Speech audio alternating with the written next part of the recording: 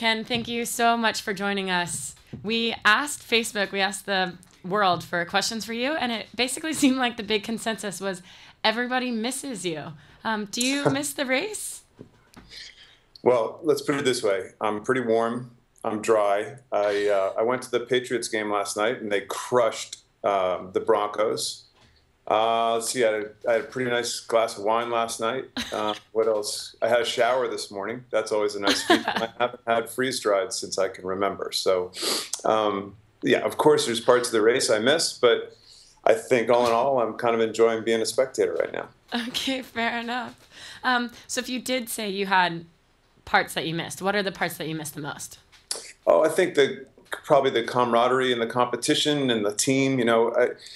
Our team from the last couple of races is still quite close. Matter of fact, Amo just sent a note to us the other day as he passed Tristan DeCuna, and we sent it out to the whole Puma team. And yeah, I miss kind of the troops. I miss the boys on board the boat and the ridiculous stories and then of course the competition. There's nothing like that. Talk about an adrenaline rush. It's really.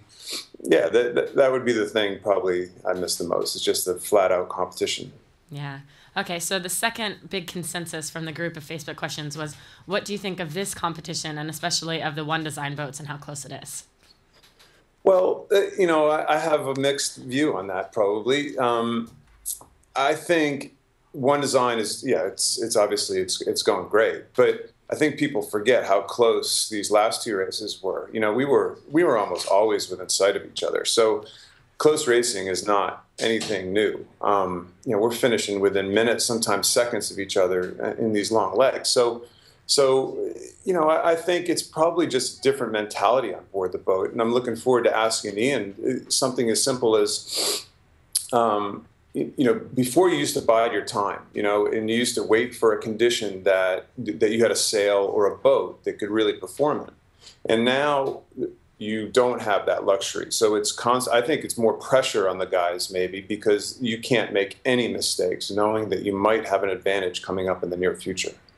Fair enough. And that is a good question. We're going to have Ian on the line, I think, really shortly. We've scheduled it for 2 minutes from now. So I might just ask you one more of our Facebook questions, and then we'll kind of wait to get that live X sorted. So question from Sasso Dobre says, what is the biggest surprise for you in this first leg of this year's VOR? Ooh, the biggest surprise. Well, I think it was my pre-race kind of wild card, but I think for most people, it would probably be the performance of Dongfeng at this stage. They seem fast. They've had their mishaps, and they seem to come blazing right back into it. And fast in a boat like this is obviously trim, and it's obviously drivers. And I'm guessing they have some good drivers. So I would say I can't say that it was my surprise because I thought about it early on. But I'd say for most of the people, it might be that boat. Yeah, I mean, we actually saw this morning after their mishap last night. They broke a lot of stuff when they had their spinnaker block break, and they are now essentially right back tied with Abu Dhabi again. So it was just 5 miles and they're back into the hunt. Okay, would you enjoy being in a One Design fleet like this? Well, yes and no. I mean, yes, from the competition standpoint, but to me, my favorite part of the Volvo was the pre-race, really, and choosing the designer and getting the team together and putting together that kind of custom package. I really enjoyed that part of it, the development part of it. And take my life in my hands here. This is just a different game now. I think I hear Ian in the background. Yeah, I think I do as well. Let's get this live X sorted. I'm not sure that he can hear you yet. Very quiet. Ian, give me a second. Skype and VC boat. Yes. Okay, we've got Ian Walker on the line. Kenny, I'm going to try to connect you now. Ian, we've got Ken Reed. Can you guys talk to each other and see if you can hear each other? All right. Hey, Ian, Kenny here. Okay. How's it going? Hi, Kenny. How are you, mate? Yeah, good. Yeah, it's been pretty wild 36 hours, but just about getting out the other side of it now. On behalf of all Volvo fans, I can officially say you look like hell. Well, you know what it's like. You don't get much rest when it's rough, and it's been pretty on the edge. We've had a couple of big broaches in the last 5 or 6 hours, one of which was down to me. So yeah, you know what it's like as skipper. You're worrying about everything. So hey, are you on deck a lot more during this race than the last race? I mean, obviously fewer crew and different watch system. How does this work in with you and Sci-Fi? Yeah, no, we do a full watch, so we're 4 hours up on deck. Obviously, we have to jump down below and have a look at the computer every now and then. We try and navigate before we go on deck and when we come off, and little bits in between if you get new weather or position report. But essentially when it's rough, we certainly run 4 on deck. If it's light winds and upwind and stuff, then the lads are fine with 3 on deck, so we can get more time planning down below. And do you think everybody's kind of running it the same sort of way, or do you guys think you do your system different? Or I have no idea really. I think obviously Sci-Fi's a good trimmer and strong driver, so particularly when it's windy. So you know he'll do his stint driving. I probably do one of the longest stints driving as well. So I don't know how everybody else does it. I think you can mix it around with the conditions. So one design-wise, Ian, obviously that's the big buzzword for this thing. Is it different pressure on the sailors? I mean, in the past, you kind of bided your time and waited for a sail or your boat to actually come into play and kind of bail you out of a situation. But it's a little different now, isn't it? It's completely different now. It's we've never been in the race before, to be honest. We've been so far off the pace. We've not really, you've never even seen when you've done things well or not. You've just been sort of sailing around hoping to get a sort of a big joker to pull out the pack. Whereas now it's really quite simple. If you do something right, you lose distance. If you do something wrong, you lose distance. And if you make a good decision, or if you sail well, or if you make a good sail call, then you generally gain miles. So it's all done on the merits of what's going on. It puts a lot of pressure, I have to say, on the decision making. Yeah, must be stressful though. You got this chasing pack. Within. Can you see these guys? Can you see the Chinese down to leeward? Well, it's Southern Ocean grey right now, so yeah, right. Can't see a lot. I'm struggling to see out my eyes at all. Struggling to see the other end of our boat, but yeah, I mean they could well be within. If it was a clear day, we may well see them. Obviously, those guys are sailing very, very well, put an awful lot of pressure on us. And obviously, for us, we've been leading since the equator, and but you don't get any points for that. You only get points when you arrive in Cape Town. So we've got to first of all we've got to try and put away Brunel and Vestas, and then after that, I think it'll be a match race with the Chinese. And we got a little bit of light air showing up here shortly. It looks like a bit of a blocker right in front of you. Well, hopefully we're going to outrun it a bit, and it should fill in from the east. But right now we're struggling to stay on our routing because we've got too much sail up, and we've been juggling reefs in and out. We're desperately trying to hold on to more sail because the wind's going to drop and lift. But we're just having that discussion right now. The Chinese are sailing higher than us. I think they're the other side of the front, so they're actually sort of 15 degrees lifted and sort of sailing up into the back of us, which in some ways is no bad thing if we can get over the top of them. So was it strange for you guys to have that mark of the course kind of thrown in midway? Did you realize that was potentially going to happen? And did that really affect much? Sorry, Kenny, just lost you there, mate. We're down the mine. What was that? What affect us? The ice gate. Did that ice gate affect things? I mean, was that kind of strange to have it thrown in the middle of the game like that? Well, in the end, it didn't affect us. I mean, there were some outlying routes that were going through there, but we never would have gone down there. I think we ended up about 100 miles north of it. So, I think it'd be far better if these things were actually thought about and planned before the start of the leg. But on the other hand, it's a safety thing. The ice changes, and I think we're all happy to accommodate anything that helps our safety. Well, I have to admit, there are moments that I kind of envy you guys being out there again. I have to admit, watching you bobble around like this in the middle of a taxi cab in the middle of the ocean going through potholes. This is not one of them because I'm kind of dry and warm right now and I had a really, really big breakfast. Yeah, this boat's an absolute death trap down below. We have more injuries down below than we do on deck, so we harness on down below as much as we do on deck, and yeah, it's been pretty chaotic the last 36 hours. But most of the leg has been a cruise really. Nice downwind, shorts and t-shirt, and even down south it's a bit chilly, but it's not bitterly cold. So I think we've had it pretty good really. So last couple of questions, we'll let you get back to it. But obviously, one design, trimmers and drivers are key. Is a couple, obviously you guys are hanging on for dear life here, but that must mean you've got good drivers going right now. You look at your skeds, you're never losing. So inherently, it doesn't look like you got a problem. Anybody standing out right now from that might have surprised you, who's turning out to be a better driver than you even thought? We actually, all 8 of our crew drive, not in all conditions. We've got 7 of the 8 driving when it's fresh like this. And, as you say, I was very pleased to be pulling miles in the early stages of the windy stuff. We've struggled a little bit, lost half a mile. I was very surprised, lost half a mile on the last sked because we had an absolute hammering sked. So Dongfeng had clearly also hammered down. We had a little bit of a wobble about 10 hours ago.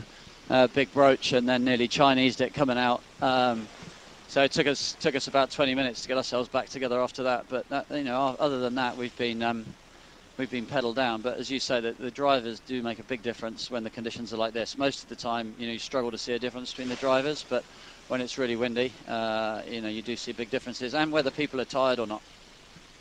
Well, hey, it's great to talk to you. You look like crap, but it's still good to talk to you. You're still growing plenty of hair on your face, but you're not doing great on the top there, by the way. You all right? I know, my head, it's all a bit upside down. I'm modelling myself on that guy from Sailing Anarchy. All right, well, remember to take a left here soon and go north. You're about to miss the freaking point, so just keep that in mind. That's your navigation point of the day. That's why we might just carry on through and go straight to Abu Dhabi. I know it's nice and warm there. All right. Hey, Ian, thanks a lot, man. And say hello and stay safe, and say hello to the rest of the boys for us. Great job so far. All right. Cheers, Kenny. Thanks a lot, mate. Cheers. Bye-bye. Awesome. Thank you, guys. You can, do we need anything from the boat? We're all good with you, Ian. You can hang up. Thanks so much. All good? All good. Oh, he hung up already. Great. All right. Do we have you, Ken? Yep. Excellent. Yep. Thanks. That was awesome, by the way. Very cool. Okay. We're gonna let you go here with just 3 more Facebook type questions, and then call it a day. The next question we have is from Cecilia Kennier. She says, as a lot of people online said, what's your advice for young sailors? Her exact question is, what are your top 3 characteristics, attributes that you need to be a great sailor? Well, to be a great sailor, first of all, you have to win. And it sounds so simplistic, but to me, my whole goal as a kid was just to go racing every single possible time I could go. And it didn't matter what the type of boat, it didn't matter what the event, it just was built in turn, it was building up experience and helping build your resume. So I think that people look for people who win. Winners get more rides. I mean, let's put it that way. And it doesn't matter if you're winning, your local Sunfish Club event, because then all of a sudden the really good boats at your club are going to ask you to go sailing. It doesn't matter where you're going and what you're doing. You just got to get out there and try to build your resume. And then the second thing is, especially on boats like Volvo boats, is I think people get really pigeonholed into positions on a boat. And you're a driver, or you're a trimmer, or you're a bow person. And on a Volvo boat, there's no such thing. You hear Ian talking about the fact that everybody on the boat is driving. I mean, that's fantastic. And that just shows you, I used to be on the bow helping drag down jibs, and you're driving and you're navigating, and the boat breaks and helping Casey put the boat back together again. And I mean, it's just, you have to learn way more than just one feature on a boat. And I think people get really kind of pigeonholed into certain positions, and that's not great for your long term. For example, be an electrician. Be a diesel mechanic. Be a carbon fiber expert, or a sailmaker, a rigger. You know, you have to have something besides just being a good sailor. Okay, so another question for you, for the Volvo in particular. What is your thoughts on the best leadership styles? And also, can you give us your impressions of what you think these skippers' leadership styles are in this race? Well, I mean, everybody has their own leadership style. I think some people, you know, you go from kind of the tyrant, mean coach to the kind of the players coach and being buddies with everybody. I mean, my style, I guess I was kind of halfway in between. I can't imagine doing something like this and not being friends for life, you know, with people. It's hard. You have to make hard decisions sometimes. And at the end of the day, you hope that everybody is on board and respects your decision and understands, even though it may not be popular sometime. Hopefully it works out in the long run. But I don't know what these guys' leadership styles are.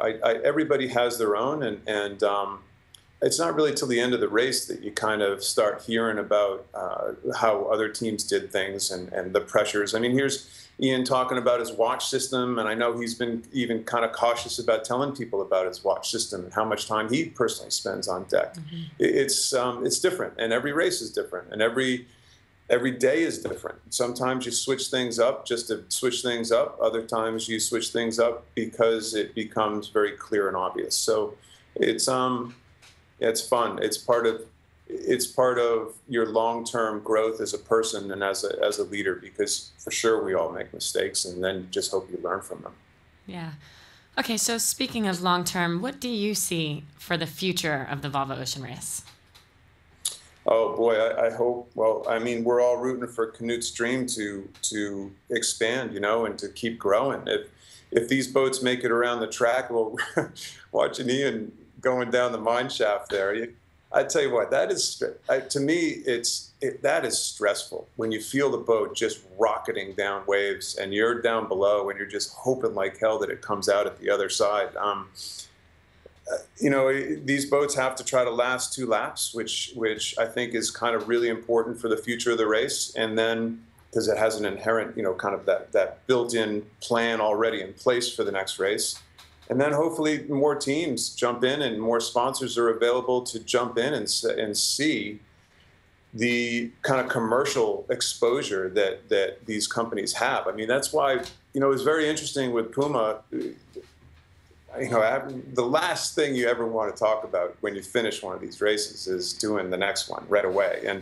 And after the first race, Jochen Zeitz, I went out to breakfast with him the following morning in St. Petersburg, Russia, and he said, "So we're doing this again, right?" It's like, oh my God, are you kidding me? You know, first of all, I'm really hungover. And secondly, for all the right reasons. And secondly, we just sailed 50,000 bloody miles around the earth. You know, give us a little time to think about this. Well, I think some companies really understand the commercial value of this. And hopefully this race creates even more of these opportunities for other companies to come into the race in the future. In the future. Okay, give us your prediction of a winner for this race.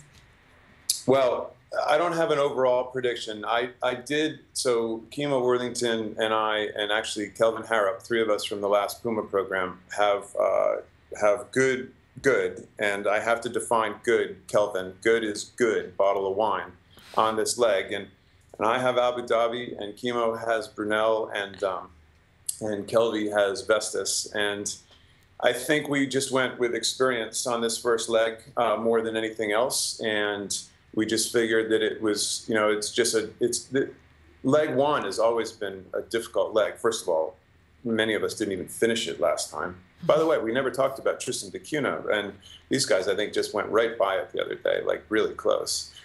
But, you know, I think experience on leg 1, before you've really gotten into, you don't know what you don't know yet. That's what I kept telling Charlie Enright. He didn't know what he didn't know yet, and I think it's kind of tough. That's why the Chinese-French team is a bit of a surprise, because everybody thinks of them as rookies. But Charles, I mean, he went around the world and he was on the winning team last time, so it shouldn't be too much of a shocker, I would guess.